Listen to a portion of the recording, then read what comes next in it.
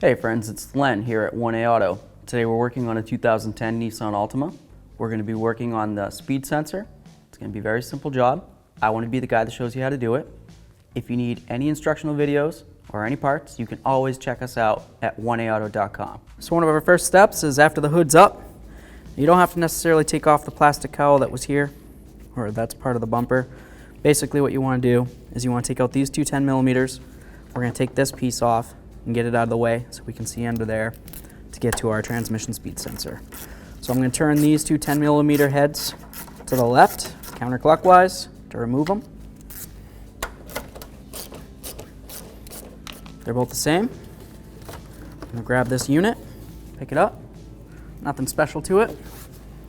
Just move it out of the way. I'm just going to remove this part of the air filter housing. A couple little clips, lifts right out.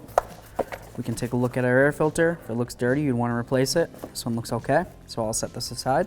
So we get this part of the air filter housing off. Now we're going to remove the electrical connector for the mass airflow sensor. We're just going to push this little tab right here. You can use your thumb if you want. You can try to lift it.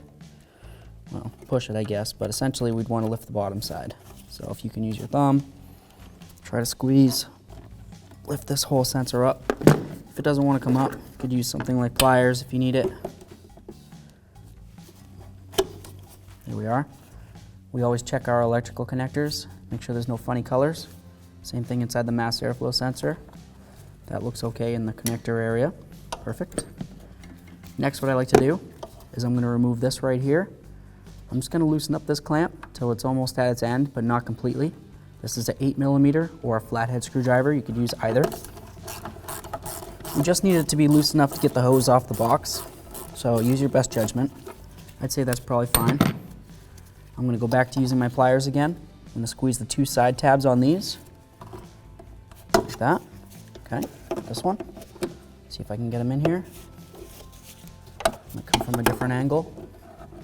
Just squeezing them. Not trying to break them or anything. A little bit of a fumble. Almost. Just try to push this one down. There we are. I'll just push this right out of the way. Okay. Set that aside. Now we're going to use a 10 millimeter with our extension. There's a bolt down in here, just a 10 millimeter head, or you can use a Phillips head if you need it. It's right here. I'm going to remove that. Turning it counterclockwise, of course. There's our bolt. Now I'm going to try to take the box. I'm going to try to lift straight up to remove this from its little holding area. I'm going to grab this hose, move it away. There we are. We've got this off. Now what we can do is we can take a peek at our mass airflow sensor in there. Make sure it doesn't look black or gunked up or dirty. If it is, you can clean it with a special cleaner, or you can go ahead and replace it with a couple Phillips head screws right here. Should just pop right out. So we'll set this aside. Right down in here is where our sensor is. It's going to be hard to see. It's right down in there. I'll try to grab something so I can point at it better and you can get a better view. So right down here is the sensor that we're going to be replacing.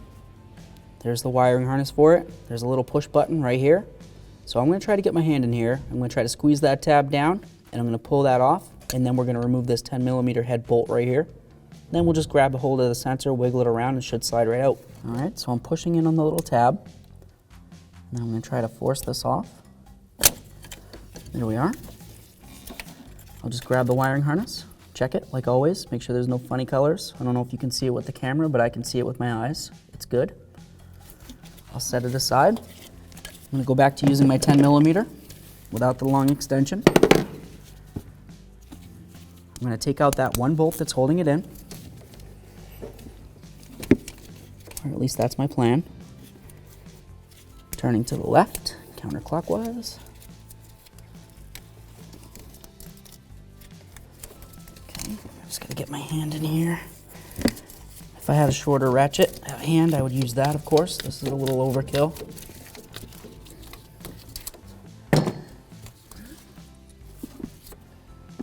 There's our 10 millimeter head bolt. our sensor, wiggle it around. If it doesn't want to come up, you could try using something as simple as a pry bar or a flathead screwdriver. There's our sensor. Got a little gasket on there. Perfect. All right, friends, a quick product comparison for you. We have our old sensor from a 2010 Nissan Altima. We have our new sensor. This is a transmission speed sensor. Here's our original sensor. Like I said, we'll just take a look at it. Doesn't look like anything's too bad with it. We'll notice it's got 3 prongs in there for the connection. Our new 1A auto part has 3 prongs. Same hole for mounting it. Comes with a new gasket, which is great. As you can tell, they're the exact same, so that's great. So, I don't see any reason why this wouldn't be a great part to install. So if you need this or any other part, you can always come to 1A Auto and check us out.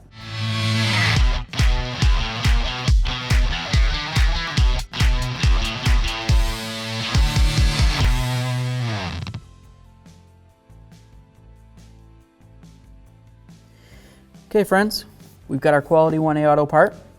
I used a little bit of dielectric grease going around the side here. You can use something like oil or Vaseline or whatever you have access to, or nothing if that's what you're into, but a little bit of lube goes a long way. I'm just gonna go ahead, I'm gonna put it in the hole, and I'm gonna try to line up where the bolt hole goes through at the same time. Try to squeeze it down in. Just needs a little bit of coercing. Like I said, that's why we used a little bit of lubricant, because it'll help it get in there. If I didn't use any, then I'd be having even more of a hard time. There it is. Okay, I'm just gonna line up the hole the best I can. I'll grab my bolt and go ahead and start it in there. I'll get it bottomed out by hand, save myself some time with that super long-handled ratchet that I mistakenly grabbed. Going back to our 10mm, we're gonna tighten it up, turning to the right, clockwise. All right, now we've got that tight. We can go ahead and grab this and get this put on there. See if I can turn it enough. Which way?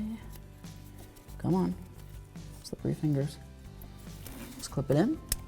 All right. Okay, so we got our air filter housing box. We've got this right here. This is gonna plunge into that little rubber right there. And then there's another one right here. This goes here, okay? 1, 2, 1, 2. We're gonna make sure that we have this hose up and it's gonna slide over this at the same time. And we've got our wiring still up and out of the way, so we don't have to worry about anything getting pinched. So here we go. I'm gonna come in this way, start the hose, bring these down, line up those little nubs with the rubbers that we've got down there. There we are. Give it a little push. Very nice.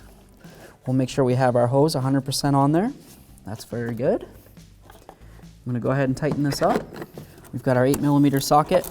We're gonna turn clockwise. If you were using a flathead screwdriver to remove this, tightening it back up, you might wanna go ahead and use an 8mm. You'll probably be able to get it snug with a flathead, but to be able to make sure you got it tightened down enough, an 8mm would be handy for that.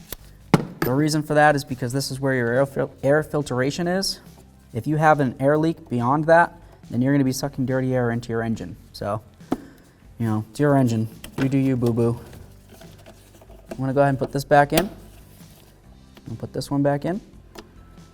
There we are. Get this connector on here. Make sure I give it a little wiggle. Feels good. So we've got our bolt, 10mm head. We're gonna use our little magnet right here. See if I can get it lined up with the hole. Let's go straight down. I could try doing this by hand, but odds are you're gonna drop it. I can't say that I didn't do it a couple times, so. I'm gonna go ahead and tighten this down, turning it clockwise to the right. All right. Next step is to get our air filter housing back on. All right, we already checked the air filter, so we know it's good under there.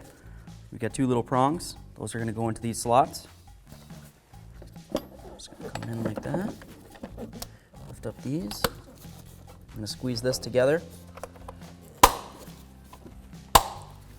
Give it a little wiggle. If it happens to lift up like this and it separates from the other part, then you know you don't have it inside the slots down there. It's pretty common. It's easy to fix. You just unclip it, try again, okay?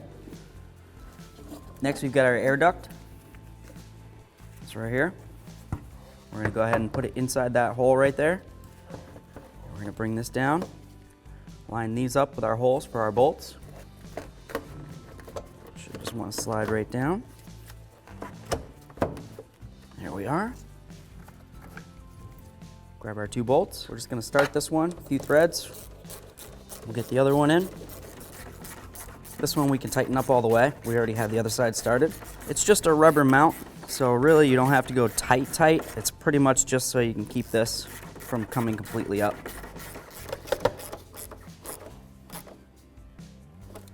There it is. We've completed our service, everybody. Great job.